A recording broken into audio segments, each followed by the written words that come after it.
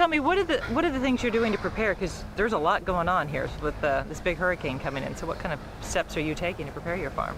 Well, Linda, we're trying to finish up corn harvest right now. I'm hoping we can be done by, hopefully, the time I go to bed tonight. It'll be a tight race. But how many acres do you have to? We like about 90 or 100 acres. But just luckily, our neighbors that are finished are stepping up and are helping us. Our livestock barns, we've got to secure them, make sure the animals are taken care of, just in case we lose power for a couple days. We've got to make sure we've got fuel on hand.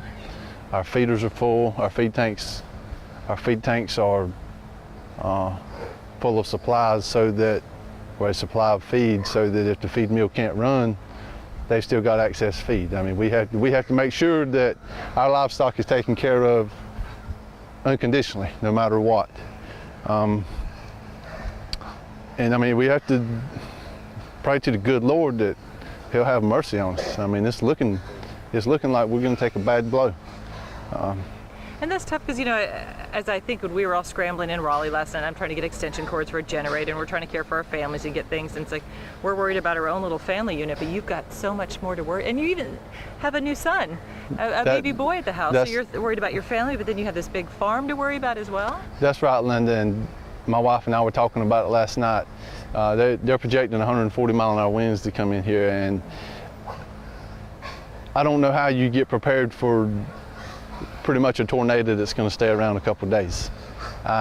It's got me worried, and I need to take care of our livestock, but I'm more worried about my family and myself and our well-being.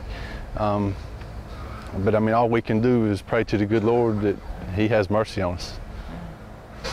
Wow. So what you've done in the past for hurricanes, does that seem to work? I mean, it does. It does. Okay?